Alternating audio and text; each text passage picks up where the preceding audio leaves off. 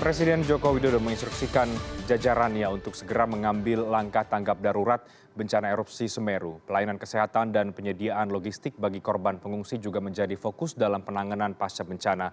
Bagaimana penanganan pasca bencana erupsi Semeru dan juga evakuasi para pengungsi, kita akan diskusikan pada malam hari ini bersama dengan Pak Budi Setiawan, Ketua MDMC PP Muhammadiyah. Selamat malam Pak Budi, apa kabar? Selamat malam, Assalamualaikum warahmatullahi wabarakatuh. Waalaikumsalam. Kabar baik dari Jogja. Baik, terima kasih Pak Budi sudah meluangkan waktu. Kita juga masih menunggu nanti bergabungnya Pak Abdul Muhari, PLT Kepala Data Informasi dan juga Komunikasi Kebencanaan dari BNPB. Saya ke Pak Budi terlebih dahulu. Pak Budi, MDMC Muhammadiyah, PP Muhammadiyah langsung mengirimkan tim ke Lumajang, ke Semeru pasca erupsi. Apa yang kemudian dilakukan oleh tim ini dan seperti apa kemudian bantuan yang diberikan sebagai relawan untuk percepatan penanganan tanggap darurat erupsi Semeru? Jadi begitu kemarin saya mendengar dari Jogja adanya erupsi Merapi, maka kemudian saya kontak teman-teman di Lumajang karena MDMC ada juga perwakilan di Lumajang.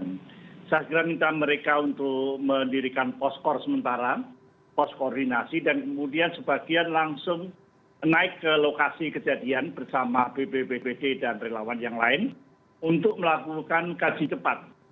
Dan kemudian yang di poskor itu kemudian menyiapkan logistik. Alhamdulillah saya juga kontak dengan Ketua MDMC Jawa Timur yang langsung mempersiapkan dukungan logistik untuk erupsi Merapi, erupsi Semeru melalui dukungan dari teman-teman di seputar Gunung Semeru.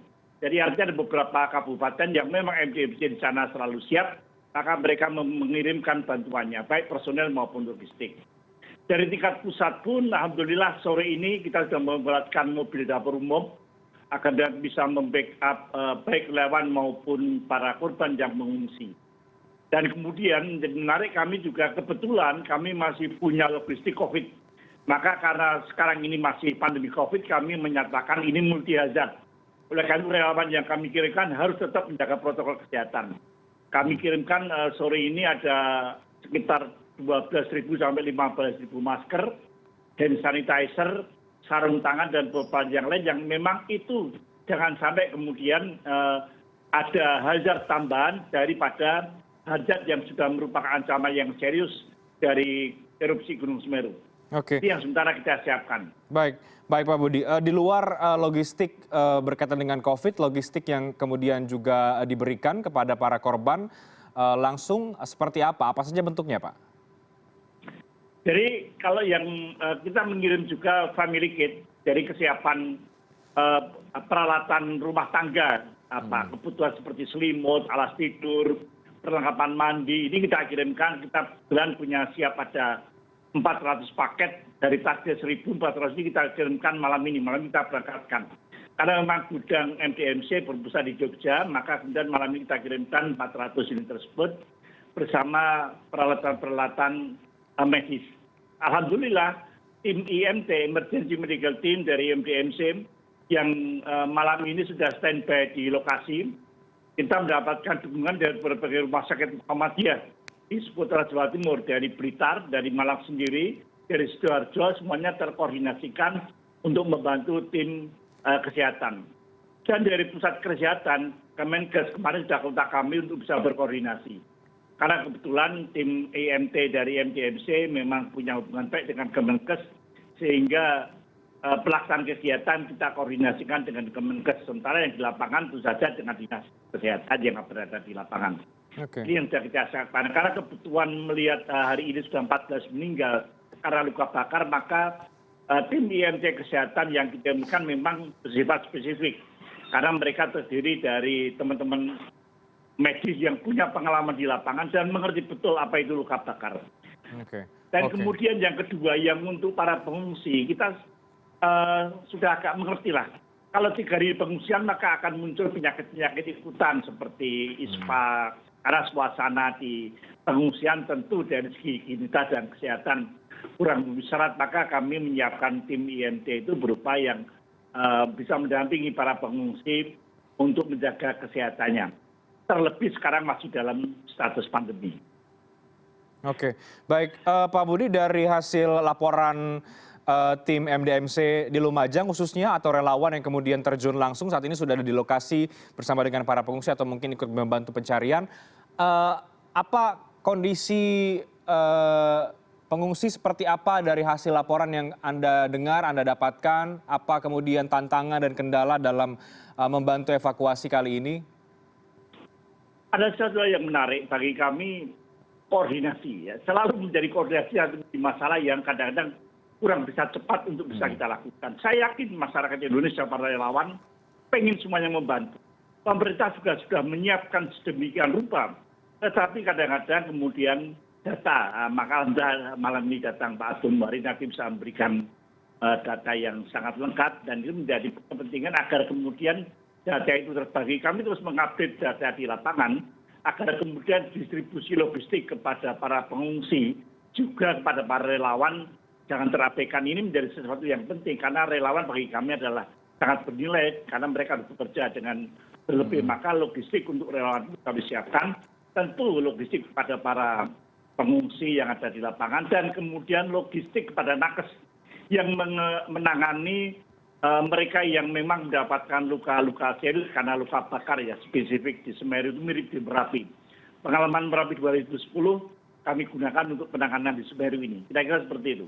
Oke, yang kemudian ditemukan soal koordinasi ini masalahnya apa di lapangan, Pak Budi? Karena tentu banyak pihak yang ingin membantu juga, ingin bersama-sama mempercepat penanganan, tapi kalau dari yang kemudian ditangkap oleh MC sendiri, koordinasinya seperti apa? Karena kan kabarnya juga akan membuat pos ya, Pak Budi?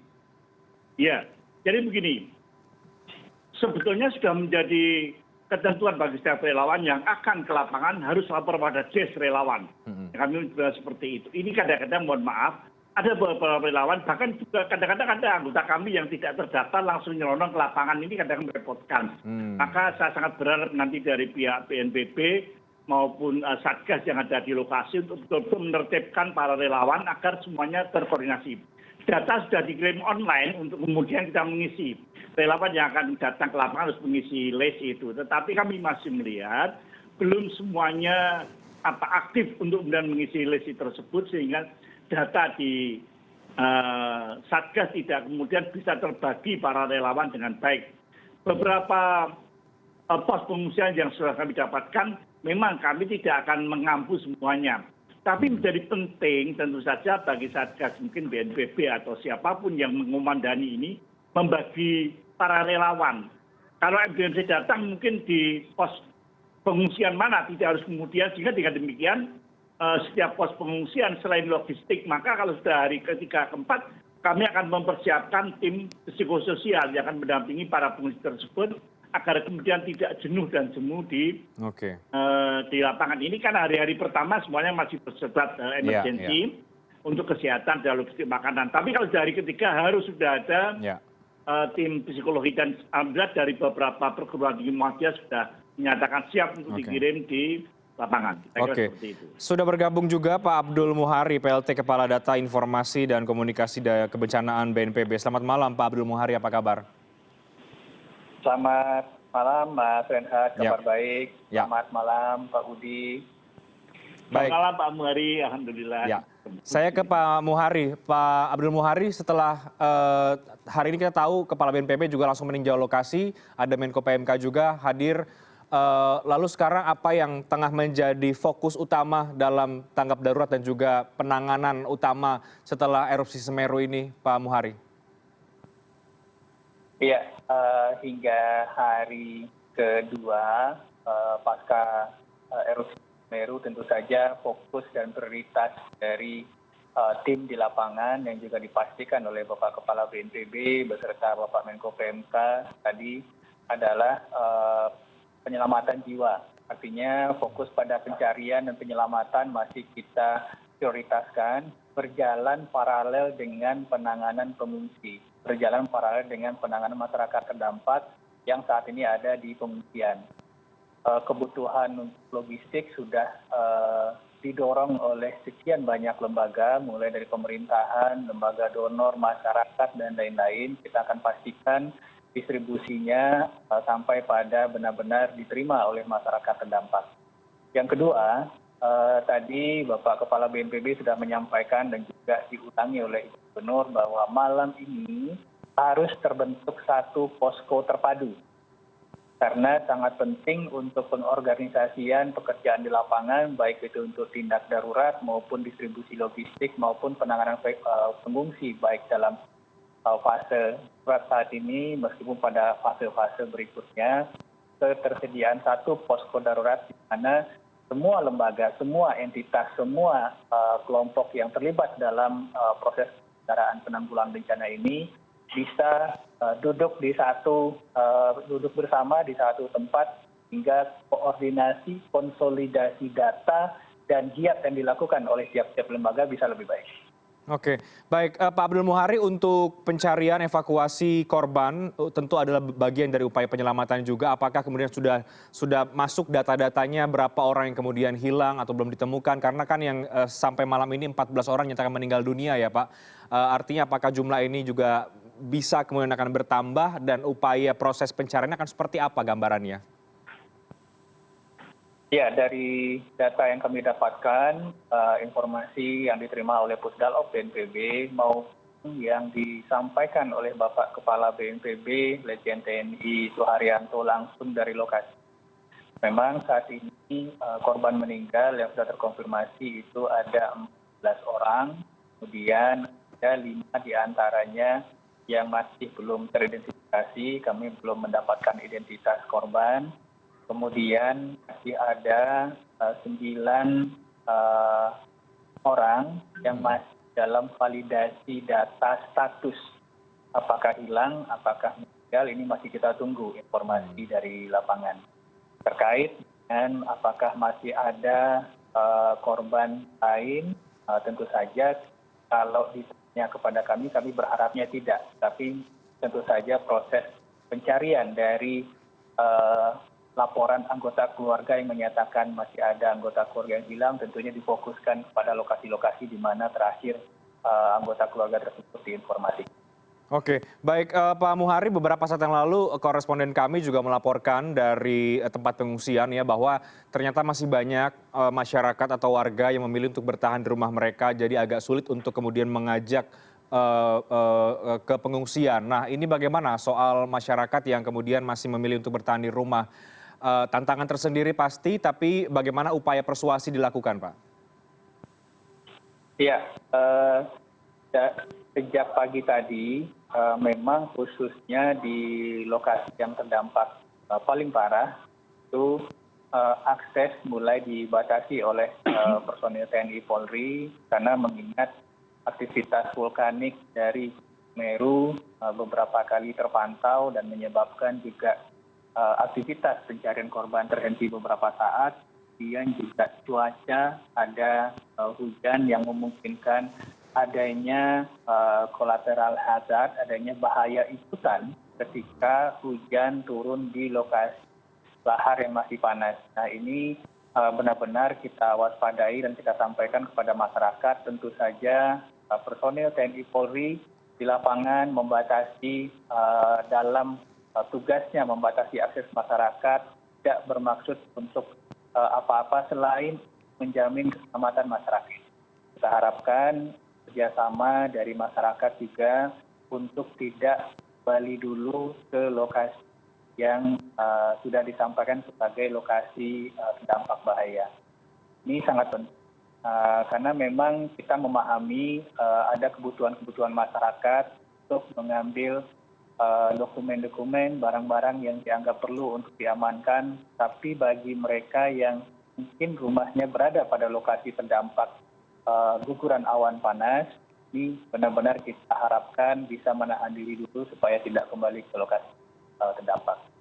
Oke, kita break dulu Pak Muhari dan juga Pak Budi. Setelah jeda kita akan membahas soal bagaimana distribusi bantuan agar cepat dan tepat sampai ke masyarakat. Karena juga tampaknya masih ada beberapa masyarakat yang belum menerima bantuan, masih kurang yang terjadi di lokasi. Tadi itu juga dipotret oleh tim kami di lapangan. Nah, bagaimana supaya besok kemudian ini lebih terorkestrasi dengan baik sehingga semua bantuan yang masuk bisa sampai ke korban pengungsi. Kita break, kami akan bahas saat lagi. Newscast akan segera kembali.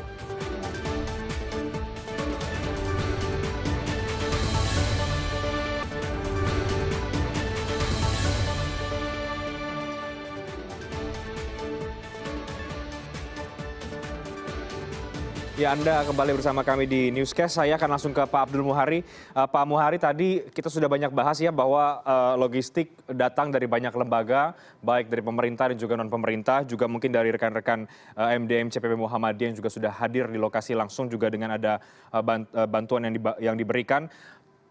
Pekerjaan rumahnya tentu memastikan bagaimana ini terdistribusi dengan maksimal, dengan cepat dan juga dengan tepat. Nah, itu seperti apa yang nanti akan pola distribusi yang akan dilakukan, Pak Muhari? Apakah kemudian posko terpadu ini juga menjadi salah satu bagian dari untuk memastikan bahwa distribusi dan juga bantuan ini dapat dikirimkan, terdistribusi dengan maksimal? Ya, baik. Salah satu fungsi dari posko utama adalah mengorganisasi giat tanggap darurat, giat pencarian penyelamatan, dan giat distribusi logistik. Sehingga kita bisa benar-benar menjadwalkan, mengagendakan siapa, kemana, bawa apa, dan akan berapa lama. Ini sangat penting karena biasanya dalam setiap tindak darurat, maka keberadaan posko utama adalah mengorganisir seluruh kegiatan, sekali lagi seluruh kegiatan yang berkaitan dengan baik itu penyelamatan dan pencarian, evakuasi, dan distribusi logistik. Ini tentu saja nantinya kita akan bekerja sama dengan segenap entitas, segenap kelompok, TNI, Polri, masyarakat, dan lembaga relawan, dan tentu saya tidak ketinggalan sangat penting MDMC Muhammadiyah untuk bisa kita sama-sama organisir supaya bantuan yang sudah ada ini benar-benar sampai pada masyarakat terdampak. Oke, Pak Budi Setiawan, ada tanggapan Pak dari apa yang tadi disampaikan oleh Pak Muhari soal posko utama yang akan dibentuk, instruksi langsung dari Kepala BNPB?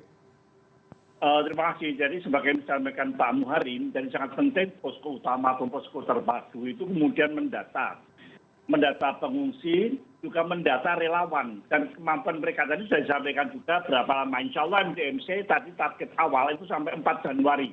Kita mentargetkan 1 bulan, karena kita pengalaman dari Merapi dulu ya, 1 bulan kita akan coba susun jadwalnya. Oleh karena itu menjadi sangat penting dari posko terpadu sendiri dan membagi. MDMC baru menjajaki nanti posko pengungsian mana yang akan kami dampingi. Tentu kami tidak sanggup kalau semuanya, tapi dari posko-posko pengungsi tersebut, kami akan mendampingi 1 atau 2 pusat pengungsian, maka kemudian itu data ini kami laporkan kepada posko terpadu, sehingga nanti posko terpadu bisa memantau apakah kegiatan kami atau kegiatan relawan dari kurang. Kami akan melaporkan ini dan jangan percaya agar pelaporan harian dari masing-masing kelompok relawan yang melakukan giat kerelawanan respon Semeru ini bisa tertata dan terkoordinasi dengan baik. Saya sangat berharap posko terpadu betul-betul saling aktif ya. Kami wajib lapor dan kami wajib juga kemudian melaporkan segala kegiatan kami dan perencanaan kami. Maka posko terpadu pun akan memberikan informasi apakah rencana kami match dengan rencana posko terpadu, demikian juga dengan lembaga-lembaga lainnya. Jangan sampai yang kerap terjadi kadang-kadang di satu tempat bantuan menumpuk, tapi tempat lain kemudian kurang mendapatkan bantuan secara semestinya. Kira-kira itu, Pak. Oke, Pak Muhari, saat ini kekuatan baik relawan misalnya atau dari BNPB sendiri untuk dalam proses tanggap darurat dan juga untuk penanganan pasca bencana erupsi ini bagaimana jumlahnya, Pak?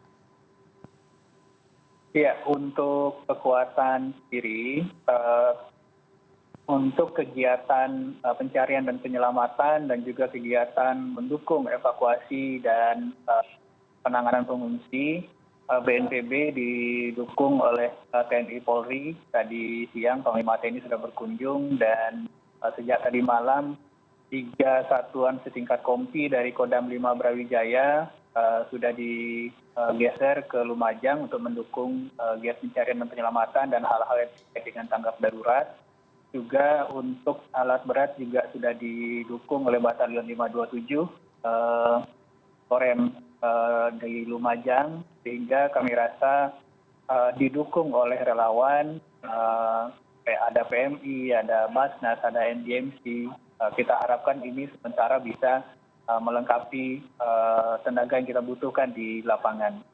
Tentu saja nantinya kembali lagi kita di posko terpadu nanti akan ada klaster-klaster kegiatan, misalkan klaster logistik, yang akan dikomando oleh BPBD bersama Kemsos, klaster infrastruktur dikomando oleh PUPR, klaster pendidikan kita tahu ada sekitar 30 satuan pendidikan yang terdampak langsung dan hingga lebih dari 100 satuan pendidikan yang terdampak tidak langsung di lokasi. Ini juga akan ditangani oleh klaster pendidikan. Akan ada 13 klaster nantinya di posko terpadu ini, yang mana kita harapkan sinergitasnya benar-benar nantinya kita orkestrasi bersama.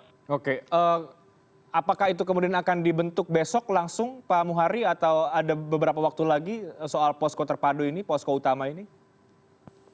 Arahan Bapak Kepala BNPB yang juga oleh Ibu Gubernur malam ini harus terbentuk. Oke, malam ini terbentuk. Dan besok kemudian proses pencarian, evakuasi tetap berlangsung. Selain soal cuaca sebetulnya yang juga menjadi kendala, ada faktor yang lain Pak Muhari yang dari tim BNPB sendiri juga sudah mulai memetakan kendala dan tantangan yang kemudian dihadapi dalam proses evakuasi ini? Ya, sebenarnya yang perlu kita pastikan adalah ketika kita melakukan pencarian dan penyelamatan, maka keselamatan jiwa pencari juga harus kita utamakan. Oke. Artinya tidak hanya keselamatan dari yang dicari yang kita kejar, tetapi keselamatan yang mencari juga harus kita utamakan. Sehingga kami secara intensif melakukan koordinasi dengan Badan Geologi dan Pusat Vulkanologi dan Mitigasi Bencana Geologi untuk mengetahui potensi-potensi aktivitas Semeru esok hari dan beberapa hari ke depan, sehingga jika masih ada potensi seperti yang tadi siang atau tadi pagi sekitar jam 11 dialami oleh teman-teman di lapangan, ada aktivitas awan panas meskipun tidak sampai ke bawah, itu bisa kita mitigasi lebih awal. Dan kemudian kami juga secara intensif berkoordinasi dengan BMKG untuk mengetahui kondisi cuaca esok hari. Kami informasikan bahwa esok hari, khususnya siang hari, berpotensi hujan deras, sehingga bagi teman-teman di lapangan nantinya khususnya mungkin beraktivitas di lokasi alur guguran awan panas, ini juga harus memperhatikan kondisi dan situasi, karena jika endapan dari abu vulkanik ini disiram oleh hujan, maka tidak ada potensi gas tekanan tinggi yang akan keluar. Hal seperti ini sudah kami informasikan kepada tim di lapangan dan akan selalu kita koordinasikan untuk memberikan kemungkinan-kemungkinan yang akan terjadi di esok hari, khususnya bagi tim yang akan bekerja di giat penyelamatan dan pencarian. Oke, Pak Budi, kalau dari versi atau dari sisi relawan ya, kesulitan apa yang dihadapi sejak kemarin sampai dengan mungkin malam hari ini yang masuk atau Anda mendapatkan laporan dalam upaya untuk membantu penanganan dan juga penyelamatan? Terima kasih. Seperti juga disampaikan oleh Pak Muhari, ketika kami datang ke lapangan, memang peta yang kami punya itu kemudian berubah kan dengan kejadian awan panas itu.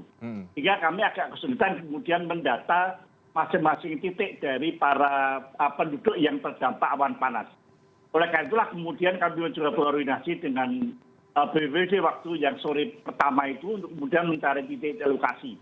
Bahwasannya kemudian evakuasi mereka yang tertinggal itu memang harus dilakukan. Ini yang kadang-kadang kami kesulitan. Tentu kedatangan dari TNI Polri menjadi sangat-sangat utama, dan sangat sepakat ini kemudian TNI Polri yang menjaga wilayah-wilayah seperti agar kejadian tadi pagi tidak terulang lagi. Karena kemudian dengan datangnya awan panas maka harus cepat daerah itu ditutup untuk siapapun termasuk para relawan.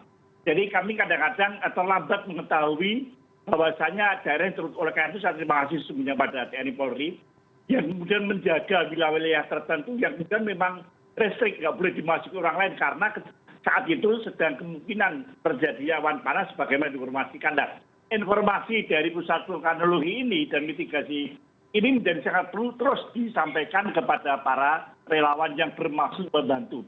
Ini yang kadang-kadang terlambat bagi kami. Padahal mungkin perlu juga mungkin Pak Muhari nanti kita punya saling kontak ya. Jadi di desa relawan kontak-kontak sudah kita daftarkan semuanya. kalau jam segini kemungkinan akan ada guranan panas diberitahukan sehingga kita tidak akan melakukan giat di daerah-daerah berbahaya.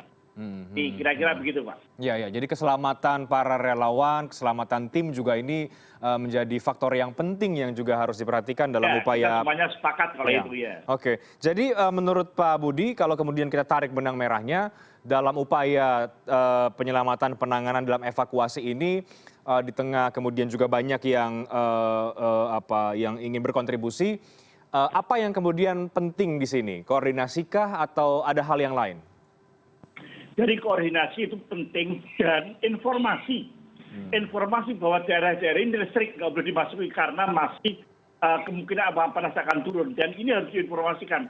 Relawan-relawan kita itu semangatnya luar biasa. Mereka tangguh dan semangatnya, tapi tetap kemudian harus mendapatkan informasi yang jelas. Sehingga bagi relawan akan kemudian mentaati untuk tidak memasuki daerah-daerah tertentu.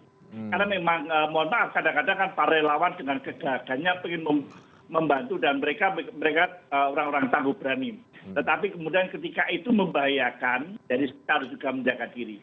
Kami berprinsip bahwa relawan adalah tenaga yang sangat berharga. Oleh karena itu mereka tidak boleh sembarangan dan mereka orang-orang yang ke lapangan dalam kaitan dengan erupsi bagi kami memang harus terpilih yang mengerti betul tentang bahaya-bahaya kaitannya dengan letusan gunung berapi seperti Semeru ini. Oke, Pak Budi. Kemudian koordinasi informasi ini menjadi sangat penting bagi kami. Jadi ada informasi pagi atau informasi siang yang kami bisa dapatkan bahwasanya daerah-daerah ini warna merah, nggak boleh kami masuk, kami akan mentaati itu. Oke, Pak Budi, beberapa saat yang lalu rekan kami di lapangan melaporkan dari tempat pengungsian bahwa masih banyak pengungsi yang belum mendapatkan bantuan ya, terutama selimut begitu karena udara yang dingin di malam hari dan lain sebagainya. Apakah temuan itu juga dilihat, ditemukan oleh tim relawan dari teman-teman MDMC? Bagi kami, ini mohon maaf ya, bagi kami yang sering ke lapangan itu sesuatu yang wajar. Dalam 2 hari ini pasti distribusi belum rata. Itu kami catat, tetapi kami baru mengirim logistik kan hari ini. Jadi kalau kemudian banyak pengungsi yang tidak sempat membawa dan mereka belum kebagian, bukannya kami nyepelek, tapi itu wajar. Jadi kami kemudian dalam 2-3 hari ke depan, ini kita akan mengetahui. Jadi kalau hari ini, hari kedua, masih belum terdistribusi merata, itu sesuatu yang menurut saya wajar. Tapi baik kami dan ini menjadi catatan, dan saja Pak Abdul Muhari juga menjadi catatan jika nanti kita saling informasi. Ya, dan yang diberikan oleh para teman-teman jurnalistik itu sangat-sangat penting bagi kami dan kami juga mengetahui. Kira-kira seperti itu. Ya, dan harusnya kemudian beberapa hari ini sudah bisa secara merata mungkin ya, Pak Budi, bantuan itu. 2-3 hari ini semuanya merata. Oke. Pak Abdul Muhari, bagaimana dalam beberapa hari ke depan ini agar bantuan terdistribusi sekali lagi apa yang pengungsi butuhkan dan pantauan dari BNPB, kondisi masyarakat di tempat-tempat pengungsian seperti apa korban di sana? Ya, kita melakukan evaluasi bersama dengan lembaga dan organisasi masyarakat. Ya malam ini juga kita baru selesai melakukan koordinasi tersebut dan ada beberapa kebutuhan yang sudah kita pastikan bahwa itu akan terpenuhi. Misalnya ada kebutuhan tentang masker medis, masker yang bagus untuk para relawan dan penyintas karena tidak hanya saudara-saudara kita yang saat ini ada di lapangan, baik itu grup penolong maupun korban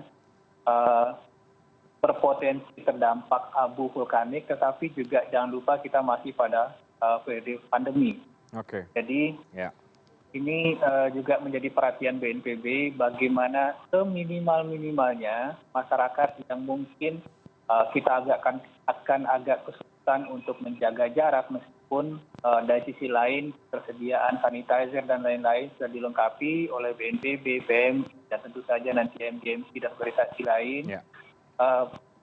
Yang paling minimal kita harapkan nanti masyarakat menggunakan masker di lokasi pengungsian. Ini juga sudah kita cukupkan ketersediaan dan cadangan-cadangan di lokasi. Kemudian juga ketersediaan air bersih juga akan kita pastikan dalam beberapa hari ke depan. Saat ini PMI juga sudah menggeser beberapa penampung air, dan dari Kementerian Kesehatan melalui Pusat Krisis Kementerian Kesehatan juga sudah menggeser perangkat alat jernih cepat di lokasi sehingga masyarakat bisa benar-benar terpenuhi kebutuhan air bersihnya. Artinya secara umum kami memastikan bahwa hak-hak dasar, kebutuhan-kebutuhan dasar masyarakat, baik itu masyarakat terdampak maupun tim penolong atau tim relawan di lapangan itu bisa terpenuhi. Oke, dan besok masih prioritasnya adalah evakuasi dan juga pencarian korban ya Pak Muhari? Ya, berjalan paralel dengan penanganan pengungsi. Ya, baik. Mudah-mudahan upaya semua pihak bisa berjalan maksimal besok. Masyarakat yang terdampak bisa juga diberikan bantuan secepat-cepatnya karena pasti sudah menunggu, dan kita menantikan seperti apa kemudian upaya evakuasi dan juga pencarian ini akan berjalan. Mudah-mudahan besok lancar dan seterusnya. Terima kasih banyak Pak Abdul Muhari, PLT Kepala Data, Informasi dan juga Komunikasi Kebencanaan BNPB. Terima kasih banyak Pak Budi Setiawan, Ketua MDMCPP Muhammadiyah, sudah berbincang bersama dengan kami pada malam hari ini. Selamat malam, sehat selalu. Selamat malam. Selamat malam, terima kasih.